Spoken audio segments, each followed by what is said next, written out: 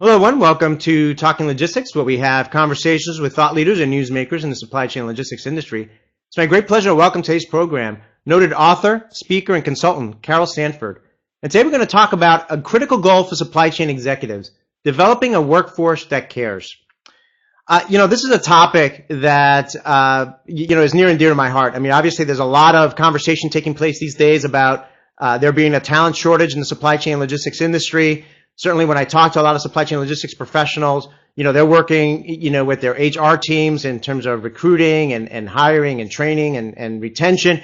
But one of the things that I hear a lot and really they don't have the answers is, how do we develop a workforce that cares? And what does that even mean, right? And why is that important? And that's really going to get to the heart of, the conversation that we're going to have today with Carol. Again, she's an expert in this area, has had the opportunity to work with great leaders at great companies, and we're privileged to have her here on the program to share her insights on this topic. I just want to remind those of you that are joining us live today that part of our goal here at Talking Logistics is to make this conversational. So if you do have a question for Carol as we're having our conversation here, you can do so via the submit a question button or via the chat feature. And certainly if it's a good and appropriate question and we've got time, I'll try to weave it into the conversation. Just a reminder that if you are joining us as a guest, or as a visitor, I should say, you do have to register first before you can ask a question. So with that, Carol, welcome to the program. Oh, I'm so glad to be here. Well, Carol, whenever we have a new guest on Talking Logistics, I've always liked to find out a little bit about their career path and how they got to where they are today. So, before we kind of dive into this topic, why don't you tell us briefly a little bit about your career path and kind of your work today as a consultant and author. Sure, be happy to. I guess what I would generally classify myself as an applied educator more than a consultant. And what I mean by that is consultants usually have programs. You go in, you give them, here's all the pieces, here's how you do it. I educate people a lot on how people come up with those programs, what it is that's behind them, so that people get smarter about what they're designing for their own group. I do that as a part of helping them do the work as we go. So it's not a classroom kind of thing. It's why I call it applied. How I got into doing that is, one way you could say nobody would ever hire me. That's not quite true, but I started out as a professor, an assistant professor, of course, is where I started. And I was in Silicon Valley. And so I was working with Apple the first 2 years, many of its engineers who were trying to learn business acumen. I got tapped by Hewlett Packard's Barney Oliver to come help them look a bit at the challenge they had of an entire, what I call value-adding process, of which supply is a piece of, which went all the way back to R&D, going through engineering into manufacturing and into the market. And as a result of that, Barney talked me into leaving, and I wasn't real happy in an educational institution anyway, a little too political for me. I left, he introduced me to a lot of his friends, and I spent, the last 40 years pretty much what I call Carol Sanford Institute, working with organizations to really look at how it is you create quantum leap growth, like 10x growth. And of course, I work with Google, and so I picked up that term from them, and moonshots, which are pretty much what I've always done. Right now, I am moving back toward academia, which makes me laugh. University of Washington has asked me to bring back my 40 years body of work and put it in an academic institution where it has its own integrity. And I'm the new executive director of the Regenerative Business Executive Education Program, or Center. And what we're doing there are helping executives, particularly around the Puget Sound, although I've got folks flying in from Mexico. And the second thing is I'm still transferring a lot of the capability I have through Carol Sanford Institute and doing assessments of companies to help them really understand where they are in the ability to pull all this off. So I just condensed about 50 years into about 2 minutes. It's a great life. No, that's great. And kind of seeing they all come full circle, right? Starting out as an assistant professor and, building up this great body of work and then being able to come back and share those insights, that you've had in terms of working with great companies.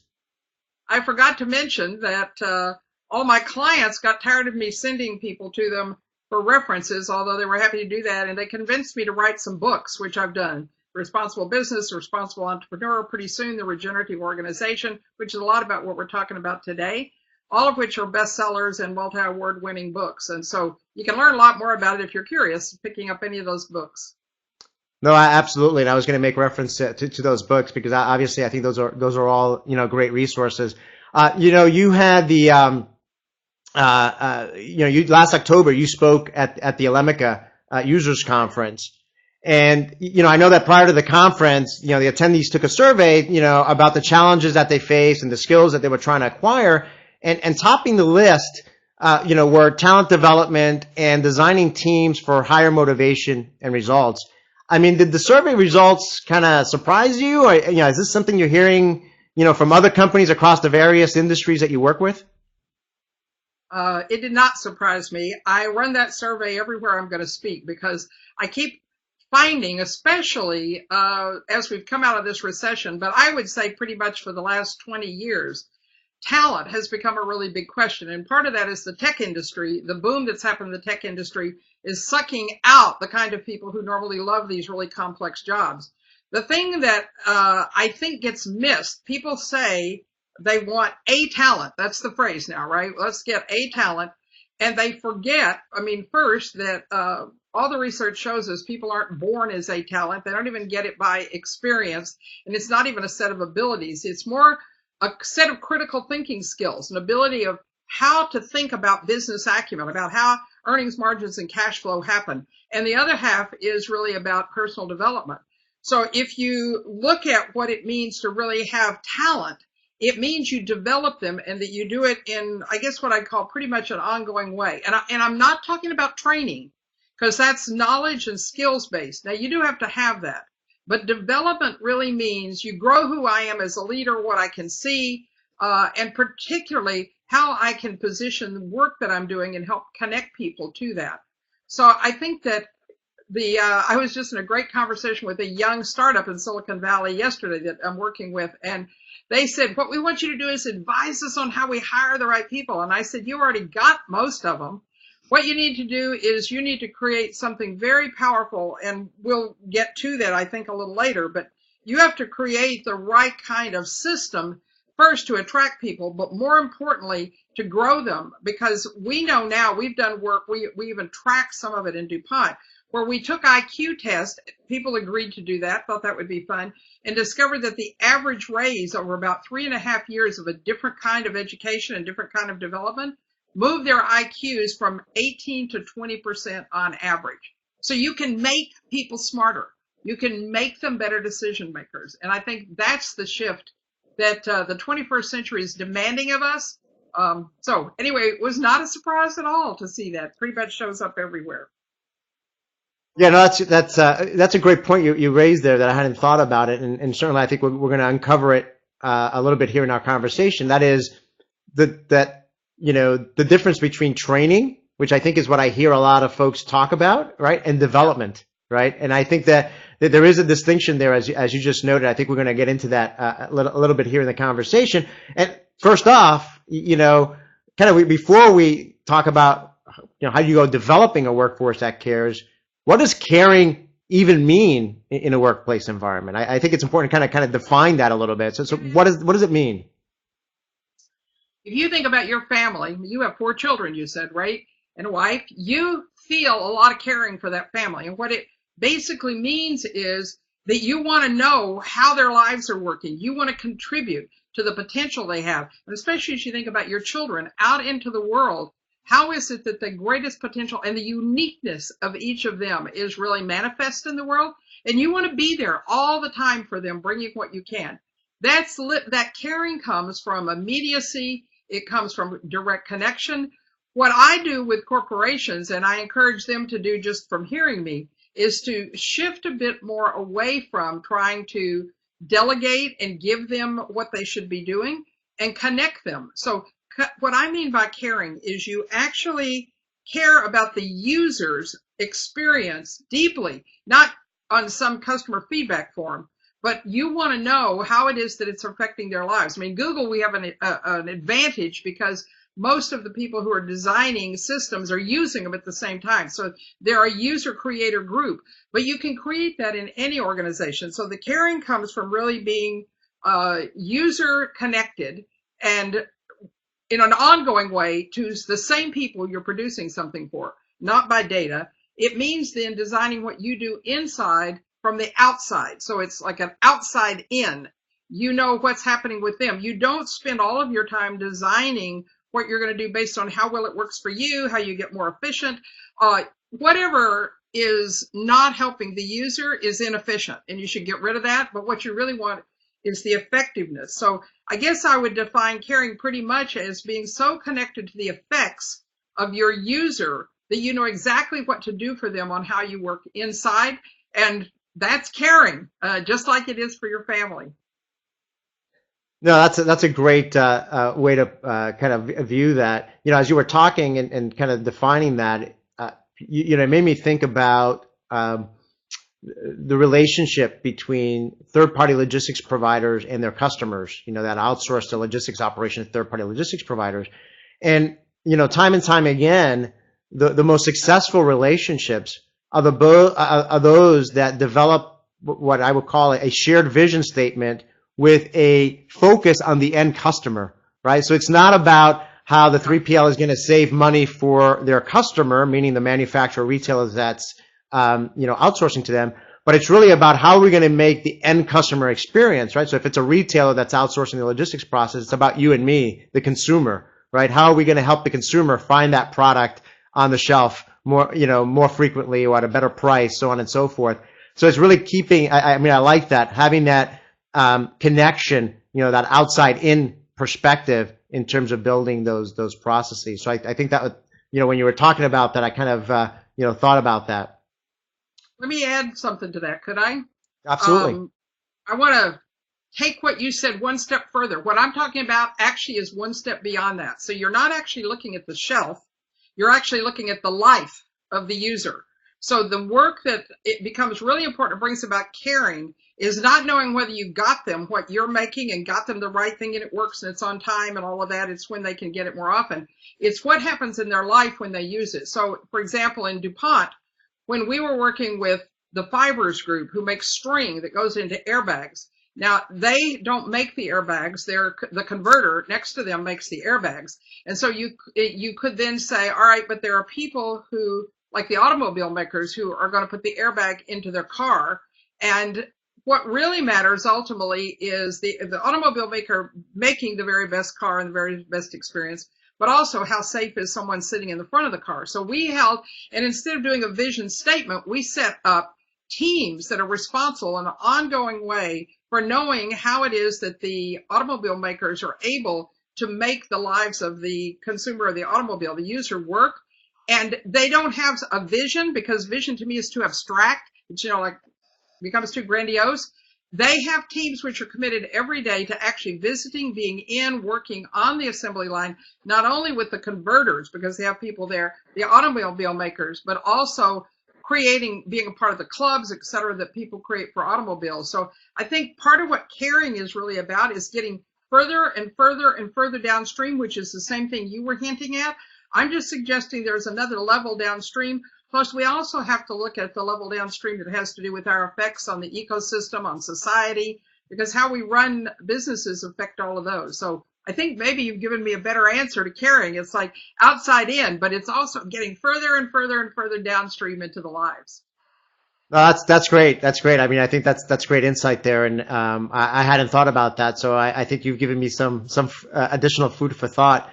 I think you already answered part of this question, but I'm going to ask it anyway, because I think it's on the minds of a lot of folks as well. I mean, if an employee is getting their job done, you know, that is, you know, they're coming into work, they're getting their job done on time, it's good quality, you know, they're completing everything as expected. I mean, why does caring even matter, right? If they're, you know, kind of getting stuff done on time.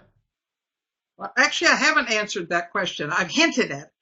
So let me talk about that. There are always multiple kinds of work that can go on at the same time. And most of the time, we only require one level. So I'm going to give these a name. You don't have to stay attached to them. But there's like an operate level work where the operations are running. People are doing just what you said. You know, tasks done on time, done well. There is a maintain level of work. And the maintain level is much more about how do we make sure that all the systems we're working with continue to run and are effective? And even the systems that are about distribution and sales and so forth. People don't tend to think about that second of the three levels at all when they're doing a good job. They're doing what they were assigned to do. Delegation works, job descriptions are clear. And so what you will get is kind of at a current level, people doing what they're told. But I believe that the second level you can get when you get caring is much more this idea of I'm thinking every time I do a changeover, every time I run a machine, how could I be thinking about putting better maintenance, having that machine work better while I'm doing this? And there's a third level, which is innovation and improvement. Because if people are working at the operation level, that's great. I mean, that's a condition of employment to me. It has literally nothing to do with whether or not you're improving a business. And you can pretty easily move a little bit into a step of how you get people to maintain the systems and have a better relationship with the people who are maintenance people. But this level of how do you innovate every time you run something? I mean, why can't you? I mean, when a craftsperson is making something, every time they make a new, let's say they make leather jackets, they probably raise the cows, slaughter them, have the dyeing vats, tanning and so forth. They would every round be asking, how do I improve based on that, what we just talked about, that downstream ideas coming in? How could I innovate how I'm doing this so I improve not only the quality of what I'm producing and its utility, but also what it can do for the ecosystem, what it can do for the society. So to me, caring is the process of getting all three of those lines of work. And I've done it for 40 years, so nobody can say to me, yeah, but how do you do that? You have to hire the right people. No, you develop the right people. You develop them being able to see those different levels at work at the same time. And now you have a business that can grow and phenomenally, it can grow at scope and scale. It can grow at speed and velocity. It can have flexibility.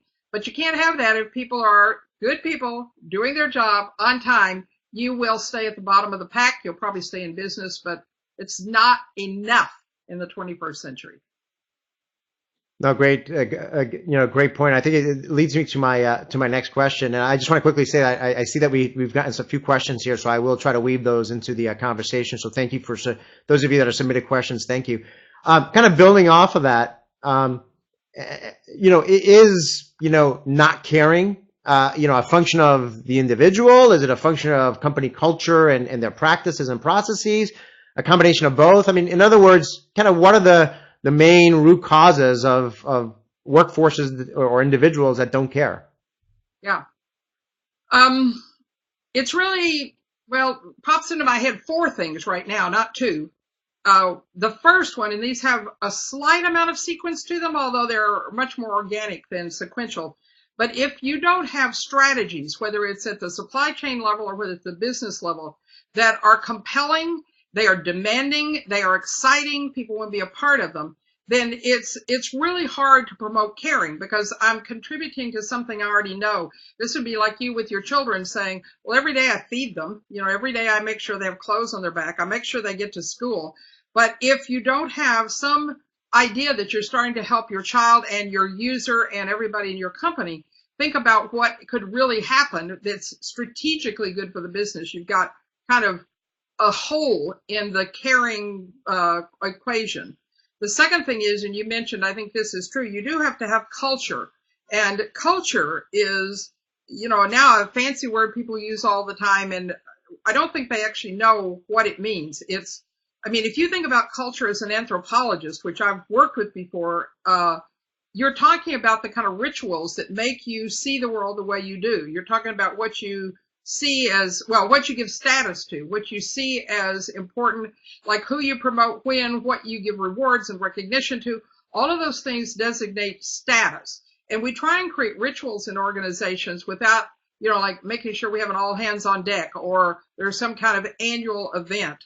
Those kinds of things are rituals and they will condition what people are doing. There are also things that are taboo, like you can't go around your boss. Those kind of things will weaken a culture of caring because once people care, they want to know and they should be able to call up marketing. They should be able to call up customer product design. And if you can get that kind of culture going, now you have a real chance of promoting much more caring because you're in one that has that as the values which are there. The next thing is capability. I think people forget when they say talent development, you're actually talking about an idea that people aren't fixed, that they can develop, they can grow, they can be smarter, they can have better character, they can be have higher levels of will, they can have stronger and more expressive levels of being, what they really care about and are showing. If you don't have an ongoing process of building capability, you can't elevate what people care about. You can't evolve it except by trying to condition them by demands and by rewards and recognition. The fourth one kind of ties it all together, which is it's the ability to be directly connected in mind and body, knowledge to the user. You have to you have people try and get people excited by data. Data, information, and inspiration only, can go so far. What you want are what really promotes an individual and teams caring and doing extraordinary work is that they are directly connected to the effects of their individual choices, their individual work. And it's very possible, and I think we'll get to that. I saw that in your kind of tentative outline. We can get to a bit more of how you do that, but I think it's those four things. I think it's the culture, the capability, the connection directly, and then I got an S in there for strategy. I couldn't think of another C. No, that's a great framework you provided there in terms of thinking about that. We have a question here that I think kind of relates to what we just talked about here. It's from Sanjay. I'm going to go ahead and put it up on the screen. And the question is, what is the role of purpose of an organization in the development of a workforce that cares? All right, so I don't use the idea of purpose very much, and part of it's become kind of like mission and vision. It is too abstract. I'm really into the concrete. To me, what really awakens purpose is knowing what the purpose of your users are and seeing yourself as in service of their purpose. I think that we have there was a lot of great work for good reason. The traditional organizations were kind of become heartless, and it's easy, even with good people, to have them not have enough heart in them. So you found people trying to bring back in, how do we put heart in it? And they took ideas that came out of the human potential movement, like purpose and mission and vision, and introduced them into corporations without having them tied to anything that's really about the business. So it becomes much more separate. We have a purpose, we have a mission, we have a vision, but it's very hard to draw a string in a straight line from what those mean down into what I do every day. So for me, that's why I say strategy, and strategies that are directly tied. And for me, they have to be big strategies, very, very compelling. You can't grow the business otherwise. And if you don't have that kind of link built, then they become abstractions. And I do a lot of surveys with people, just like the one you talked about. And I ask them what annoys them the most, and they tell me vision statements plastered on a wall, printed on a card, introduced ever so often, like yearly at the annual retreat, purposes which are very, say, I don't even disagree with purposes, people will say. I don't even disagree with the mission, but they have no way that I know what to do about them except feel good that I work for a company that has one.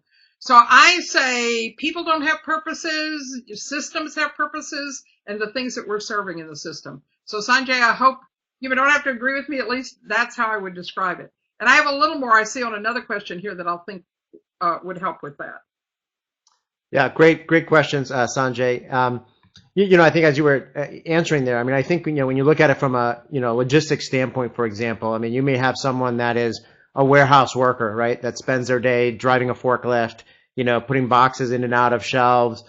You may have someone that's working in transportation, driving a truck or loading trucks and unloading trucks.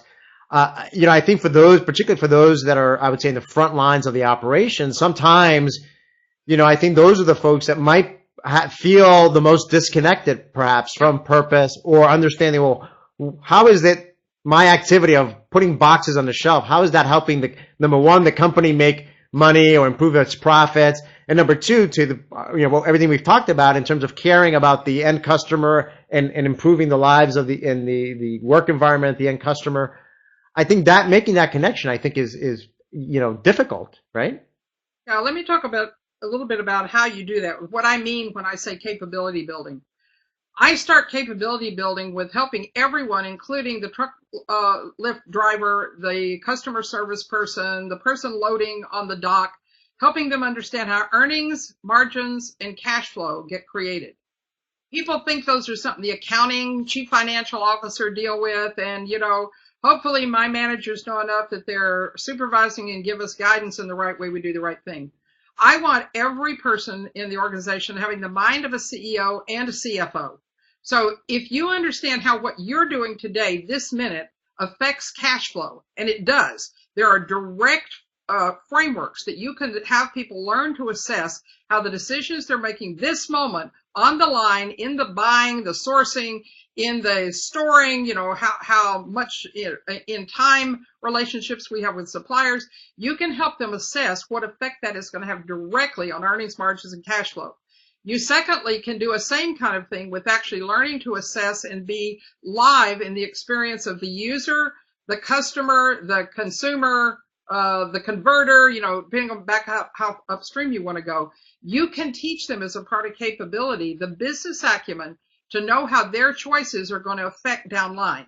If you can do those two things, you can assess the financial effect and you can assess the effect in use. Then what you have are people every day, if you've got the right kind of strategies and the right kind of culture, they will go after those in a really big way. So it's one of the other reasons I'm just not real excited about purpose and missions and visions. They become very self-centered, all about us, how we're doing. Aren't we good? Look at us. We have this great mission. They have very little to do with improving the top line, the bottom line of your business or of the customer. So that's my follow-up on that. Yeah, no, great point. And as you were talking there, kind of it echoed, what I hear a lot from supply chain executives, VPs and above. A lot of times when I ask them about what kind of skills or knowledge or capabilities are you looking for that you feel you're missing to become a more effective leader, by far the number one answer I get from specifically supply chain executives is they want to improve and have the ability to speak the language of the CFO, right? Really understand, as we just talked about, making the connection between what they do and what they're trying to lead their teams to do, making that connection to the items that appear on the P&L and balance sheet of the company, because a lot of executives, have come up the ranks, in some cases from with an engineering background or from a marketing background, some non-financial background that they never really had the opportunity or the to really understand, again, the P&L and balance sheet. And I think what you just said there is kind of echoes what I hear from a lot of these executives, and I think it's a step in that direction. So let me tell you, one of the reasons I agreed to go back into academia, when they asked me at the University of Washington to come, they first just asked me to come bring what I'd put in my first book, The Responsible Business, because they have a responsible management program. And I said, well, I can't do it separately. It really is much more of a whole business. But what I know would be a good program, and this is the condition under which I would come, is if we're working with business unit leaders who have a P&L, or people who are about to become a business unit leader, or business owners like entrepreneurial ones, or who are ready to transition and need to bring people in, and we teach them the whole of how you bring a business. What I'm mostly getting are STEM kind of people, science, technology, engineering, math, and creatives who, like you said, super bright, worthy of promoting, but then what do I do? I don't have the business acumen to understand all this works. So that's our target market with this new program at the University of Washington at Bothell, is that level of leader.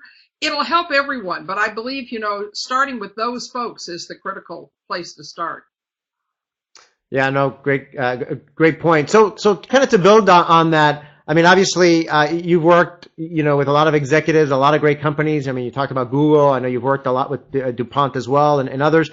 I mean, how are they developing, workforces that care? And, what can we learn from these companies? Well, you read a lot about Google, and most of it is by journalists.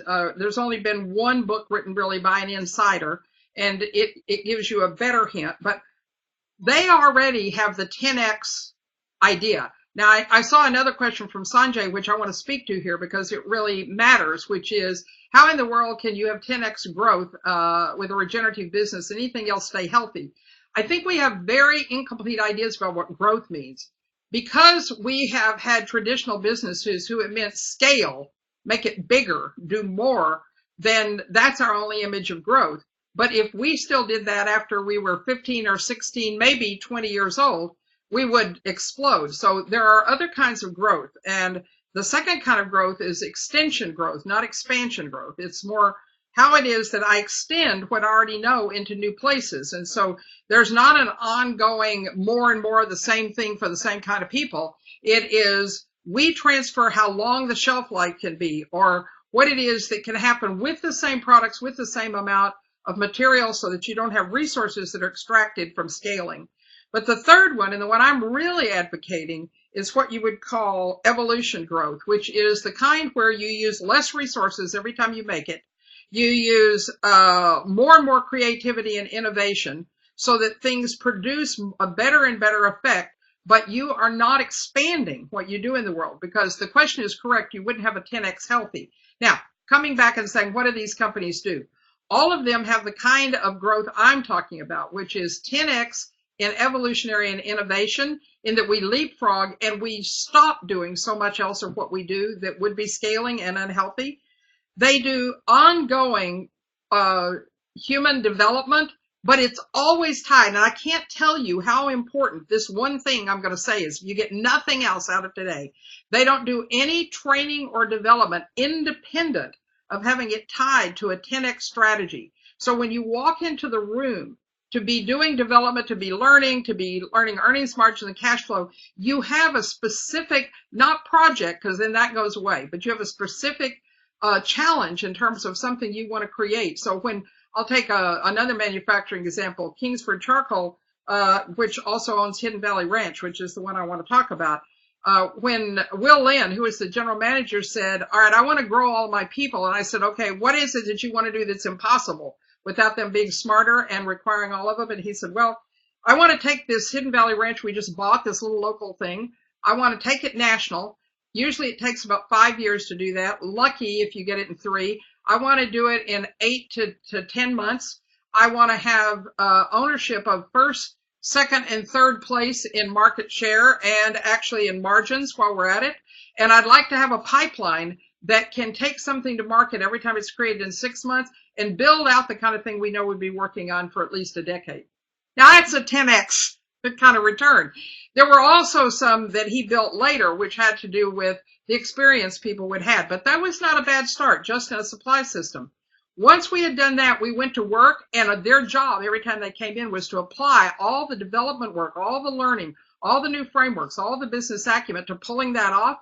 We got it so that we had about a 12-year pipeline of products that Hidden Valley drew on for years. We could go to market every time precisely with very little shortfall, which, by the way, is usually 80% when people try an innovation in a product. We were closer to getting it 90% right instead of 80% wrong. And that was because people were growing. People were learning. They were being challenged. They were reflecting. They were building the business acumen. So that's the first thing they do. The second thing is they don't build teams as strongly. Now, they do meet, but not around the job or the machine, but they build them around external markets. So they will have, like in Colgate, what we did in Europe, we built them around all the particular markets. So you had the mom and pop stores, you had the Carrefour, the big box stores like Walmart here, and a few others, which you had everybody who was internal connected to one of those teams, and they were champions as a team for that particular market. So you have people coming back in connected to the mom and pop little stores in the corner of the Champs-Élysées in Paris, and they would be saying, here's the problem they're having where they are. We're about to be building some new kinds of things. Let's take care of them. And how we do this, we've got some ideas have to do with inventory. They were bringing in the people who knew how to help them manage inventory better. You couldn't talk those mom and pop stores out of not buying Colgate products because they were helping them with their business. And I'm not talking about these were marketing people. I'm talking about operating people. We have people who were on the line, who ran toothpaste lines, deodorant lines, who were part of these teams who were out there. They brought that caring back in. And I guess the third thing I would say is this examining and evolving a culture that can support what I'm talking about. Because if you have managers who don't see it this way and don't see themselves as resources rather than bosses, you will slowly, you will just never build the momentum. So the companies that I can tell you about all are doing a version of this, their own way, different kinds of teams, but they're building capability tied to strategy. They're building teams that are tied to markets, and they're building culture that's tied to really how it is you want a system to live. I think that's probably, there are many more we could go on. I wrote books about this, right? And I write blogs and I do podcasts that tell all of these stories where you can learn more. And by the way, I don't believe in best practices, but we'll get back to that some other time. Yeah, no, absolutely. I think those are all great, insights and, advice, if you will, from what you're seeing and what other companies are doing. Ed asked the question here I'm going to put up on the screen, which kind of relates to what was going to be my next question anyway. What are some anticipated challenges one might face when endeavoring to pursue a development program like this? And my question was going to be, what common mistakes do the companies make, along this journey?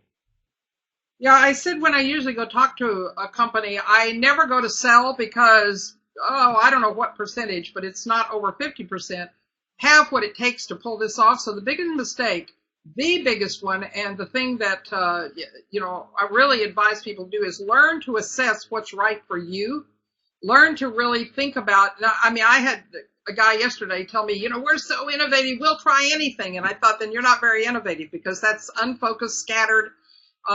The major thing that is a mistake for people is they either tend to reject any kind of new idea, or they tend to take it on whole hog. They don't have discernment about how these programs are designed, what they're going to produce. I would never agree to hire anyone if I were in a position of anyone in one of these supply chain companies that couldn't explain to me where they got the ideas. And I don't mean like other people in existence right now. I mean theory-based. What's the philosophical base? What's the paradigm it's based on? Is it based on machine theory, humans as machines? Is it based on them as rats in a lab? If you manage rats, then all of that behavioral theory is great. If you don't, it's not. So they don't know how to assess, and they'll buy programs, not results. Now, you can get any consultant to sell you a program and prove to you results with a few things, but you have to use your own judgment about whether those are even the right results.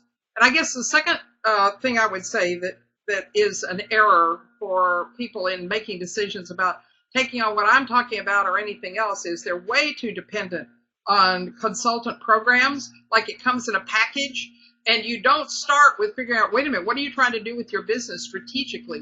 What's the essence and the uniqueness of this business? We can see a lot of things that it can competitively go after, but is there really the nature of anything people are going to offer you really going to fit who you are?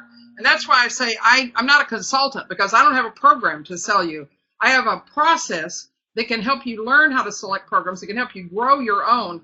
And then the third thing here is people are too dependent on best practices, which is pretty much similar to being dependent on consultants, where you go get something and you think you can modify it. But if you start from where they were and you try and modify it to you, you will lose who you are, because you will be taking things that most of them are never tested by any research or even by assessment. And I even go in behind a lot of programs that have been done, everything from Lean to Six Sigma. And the minute the consultants are gone, even though you put belt colors in place, you don't necessarily grow them toward the strategy. So I think this dependency on best practices, on prepackaged programs, rather than starting from where the business is, doing an assessment of where your culture is, where your strategy is probably one of the biggest challenges that they have. And then the last one is, you have to believe, if you want to do what I'm talking about, you have to believe that people are not fixed. Carol Dweck wrote a great book called Mindset, which helped people differentiate. And I've been saying this for years, and she gave me even some better language and certainly a lot of research, that people are dynamic and growable. And we know that now is true even into elderhood. If You think that you've got A players and you've got B players and you have to get rid of some of your B players and get some more A players. You can't do what I just talked about because you think that people are something, not that they are growing and evolving through a lifetime, and that if you have the courage, you will have people that are 100 times better. And I'm not exaggerating, 100 times better than you could hire. And you will have so much loyalty inside and so much commitment because those people know where it is that their product goes, where their services go, the effect they have. And you will have people who aren't looking for their next job in the next company to leapfrog. They want to be there because you're doing exciting things. So that went on longer than I meant, but I get kind of excited about this part about how people end up borrowing and buying instead of building what they need to be building. No, Ed, again, thank you for the great question. I think you provided some great, insights there. Certainly, as a consultant and an analyst myself, I always have to take a step back sometimes when we talk about, because it's very common to talk about best practices, right? And kind of really understanding that, the dangers of labeling things as best practice or just blindly, embracing them, if you will, and what that can, the path that can lead you down, or I think even more critically to your point, the constraint that can put on you, because it might limit some creativity that might be, waiting to be unlocked within your organization. The other thing you said that I think sparked my mind was, and I forget who wrote the book, but the idea was, the difference between, well, do you go after, high potential employees or superstars, or do you try to develop high potential teams and organizations, right? And the danger with the high potential individual is that they could always leave the company, and then all of a sudden, there's no foundation left to, move productively forward from there. Whereas if you build a high productive or high potential team or a strong organization, you're always going to have people coming in and out. But you're still going to be able to move forward with, the processes and the vision and the programs that you've set in place to achieve what you want to achieve. So, your quick thoughts on high potential employees and individuals versus developing high potential teams. So I think you should be hiring high potential people, but that's because I think all people are high potential. I believe that what you're building is high potential individuals, high potential teams, and high potential organizations. So I work more with individuals in this deeply because there's something I haven't talked about because it's a little complex to explain, is after people become a part of these teams that are external in the market, they each make something called a promise beyond ableness to that user or customer. They may or may not directly tell them, but more than 50% of the time they do. They have to grow themselves to be able to deliver something, and then they go organize a team. They have to sell it like to a venture capital group, and sometimes it takes 2 to 3 years to do this. This all started in a Procter & Gamble redesign years ago by my mentor, who was there in the 60s doing this. But the idea that you trade off and work only with teams would mean that you're teaching everybody the same. The most important thing is individuals have a uniqueness and a distinctiveness and an essence. They have a personality, but they have something that is unique to them. That ability to bring forward that and have people make an individual, unique, and valuable contribution as a part of a team doing its distinctive work in service of that which is outside is what I'm talking about. So it's not the trade-off of high potential individual. You will get much more high potential individuals. And one of the things that happened in Kingsford is that we got so many high potential people, many of whom didn't have high school educations, who became leaders. Some went out into leading business units of Fortune 500 companies.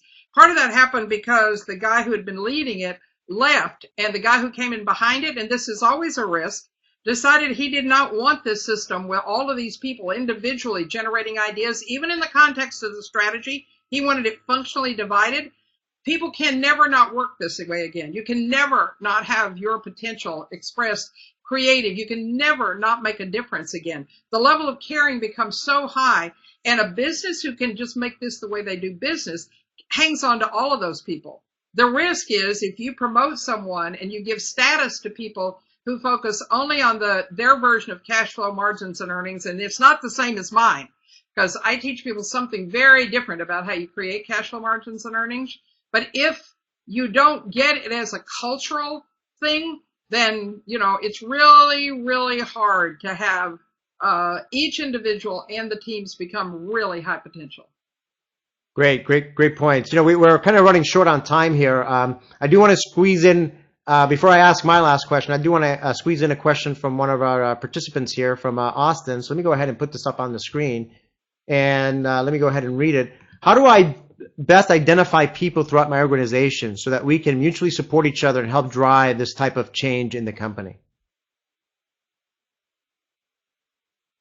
I'm not sure I understand the question. How do you identify people throughout? And if you're talking about managers, to me, you don't have to identify them. Everyone can do what I'm talking about. If you're asking about who kickstarts it, I have found that it is hard to do from the bottom up, but you don't have to go to the top. In most cases, the reason I bring business unit leaders into my process is they can see the financial return from it as well as the human development outcome. So probably what I would do is find a series of, and there always are in every company, not everybody is like this, but there are always business unit leaders who have some fiduciary responsibility, who will want the kind of change. They just don't know it exists. I can't believe how often I talk with people who say, I've never heard of this kind of work. And I get some of the pieces you're talking about, not even all of them, but I never get it so it's all together. And they've been looking and waiting, just like probably the person who's asking this question. I would find people who had some P&L responsibility. I would get them connected and excited about the idea. But then I would create an educational path, because this isn't about doing. It's more about educating.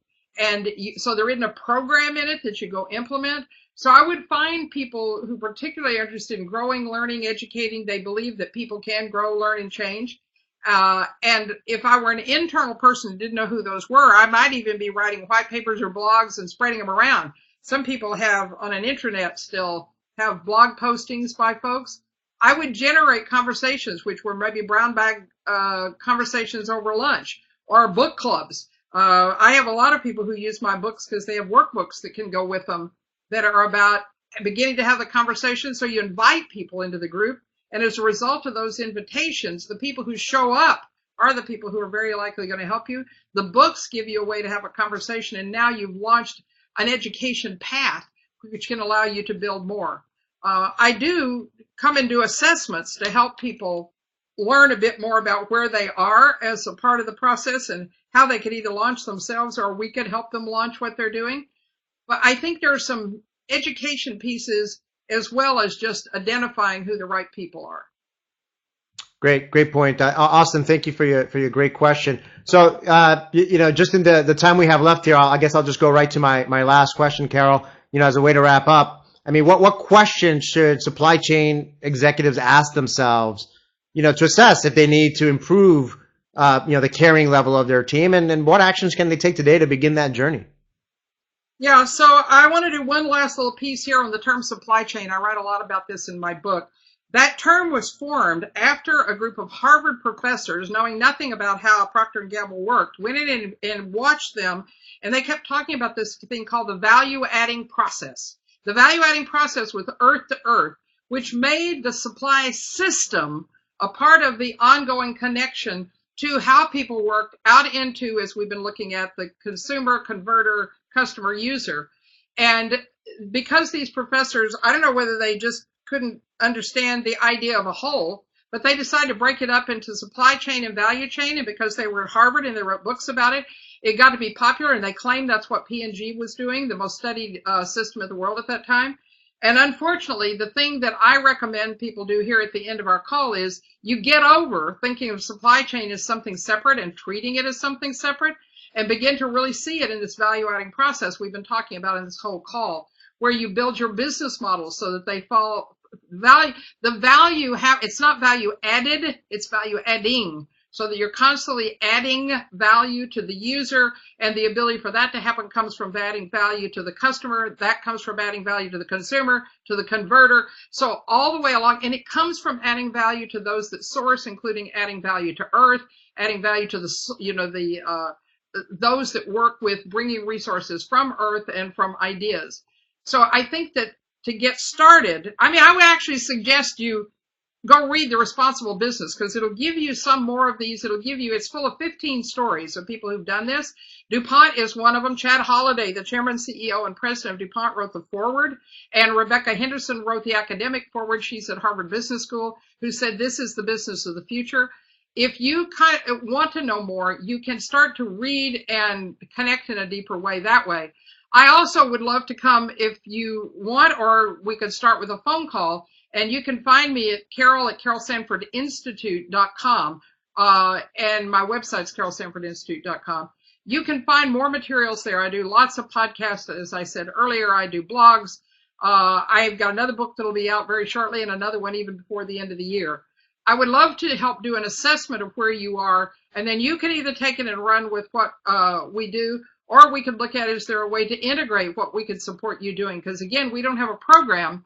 What Carol Sanford Institute makes you smarter about how you run a business overall and take your powerful skills forward.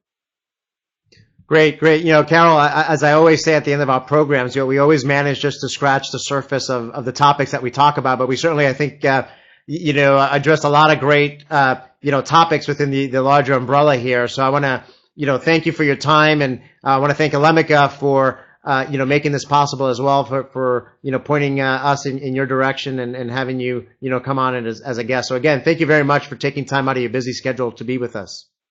Well, thank you for asking me, and thanks to Alemika. This is great fun. It's obviously, you can tell, a conversation I love to have, and I look forward to anyone who'd like to follow up, checking out the website and just letting me know if any of that feels useful to you. If not, I wish you great good luck in what it is that you're doing.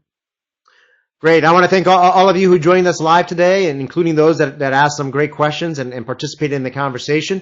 If you are watching this episode on demand, and you do have a follow-up question for Carol, you can you can submit a question via the website. So if you go to talkinglogistics.com to find this episode, and you can post a question or comment there, and I'm sure that Carol will be more than happy to respond via that medium. Of course, she mentioned her website. You can go directly to her website as well. We'll have the links to her website and other ways you can contact her, including links to her book. So again, thank you all for joining us today, and look forward to seeing you in a future episode of Talking Logistics. Have a great day.